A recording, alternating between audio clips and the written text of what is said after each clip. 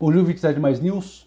Lula ganhou as eleições e agora a grande pergunta que fica para mim e para você é: será que está na hora de eu comprar uma passagem para o exterior? Será que está na hora de eu vender tudo aquilo que eu tenho, me preparar para o pior? Será que se eu tenho uma empresa, está na hora de eu me desfazer dos meus negócios, demitir meus funcionários e deixar a casa, digamos, pronta para que se alguma coisa acontecer eu tenha a liquidez necessária para eu poder fazer realmente as minhas trouxas e procurar outro caminho?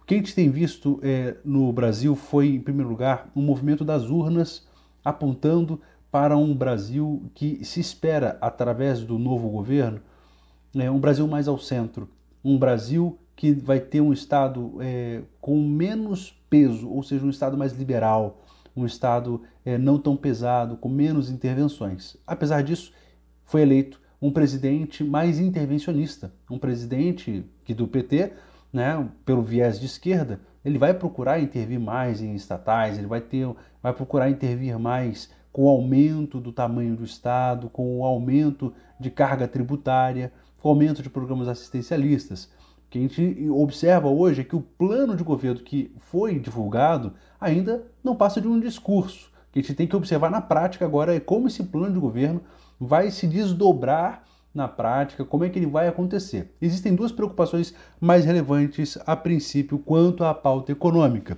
A primeira preocupação está ligada à equipe econômica. Quem é que vai conduzir a economia do Brasil? Isso porque antes estávamos falando do ministro Paulo Guedes, reconhecido mundialmente como um dos melhores ministros da economia do mundo, né? Sem dúvida, fez uma gestão, principalmente no momento extremamente desafiador da pandemia, de guerra entre Rússia e Ucrânia, entre outros desafios do próprio país, ele conseguiu fazer as contas públicas começarem a ficar nos eixos. Tanto é que vimos o primeiro superávit primário nos últimos 9 anos. Bom, quem é então que vai assumir a economia do país agora? Ainda não está definido, a gente tem que ver isso aí. O que a gente viu há mais ou menos 3 dias da eleição foi uma solicitação para aprovação da PEC para o auxílio Bolsa Família, que vai gerar um gasto adicional de mais de 200 bilhões de reais, né, aos cofres públicos. E a pergunta que fica é: de onde que esse recurso virá? Esse recurso vai vir na prática de 2 lugares, ou de um ou de outro, ou ambos. Vamos observar isso aí bem de perto, ok? Mas essa é a grande pergunta: de onde vai vir o recurso? Porque se eu estou estourando o teto de gastos, ele tem que vir de algum lugar. Primeiro lugar é através de taxação. Então, as taxações de grandes empresas, as taxações de grandes fortunas, mas como eu falei antes, quem que é o grande rico, né, na cabeça do atual partido? Quem é a pessoa com grandes fortunas? Né? Na verdade, a gente está vendo uma discussão, por exemplo, para se taxar o Pix. Então, o Pix vai ser taxado para todos, não é somente para o grande rico. Isso aí é um detalhe que, quando a gente olha para a história, para a literatura, a pessoa que pensa que aumentar impostos você vai aumentar somente para os ricos é um maior engano. Quem acaba pagando a conta sempre é o mais pobre de fato. Né? Mas a gente tem que ver, isso ainda não está definido, a gente tem que ver realmente de onde é que vai sair, essa é a primeira preocupação. Se não for através do aumento de impostos, o segundo caminho seria através do aumento da inflação, porque a dívida pública teria que aumentar e aumentaria diretamente relacionado à inflação. Se aumenta a inflação, a gente também está falando do aumento potencial do dólar, tá? Principalmente pensando aí numa economia global. Então, hoje a gente tem ainda um benefício, que é o Banco Central independente.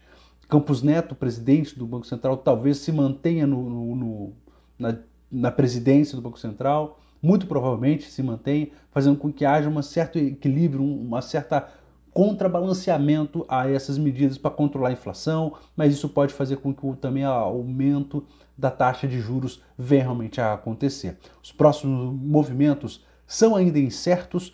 O que é importante você saber não tome uma decisão precipitada. Agora é o momento da cautela, é o momento de você saber o seguinte: vamos observar os próximos movimentos. Ainda não é um movimento extremamente de esquerda, como a gente já falou. O Congresso hoje está um Congresso mais de centro-direita. A gente sabe que o Congresso também a gente tem que observar se ele vai responder conforme as urnas pediram, né? Sabe que o Congresso é muito volátil, pode haver conchavos ali. A gente tem que acompanhar realmente os próximos passos, sobretudo a cautela está ali muito importante. Se você tem um interesse real em ter acesso a um especialista de investimentos, fala assim: olha, Rafa, eu tenho um recurso Pessoa física, eu tenho mais de 300 mil. Pessoa jurídica, eu tenho mais de R$1 milhão.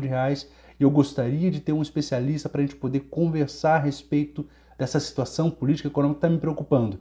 Eu me coloco totalmente à sua disposição. Entre em contato comigo através do Instagram, o.rafaelsena, ou através do WhatsApp, 479-9996-4376. Vai ser um prazer de poder conversar. Lembre-se, na hora de investir, escolha com sabedoria e let's make money.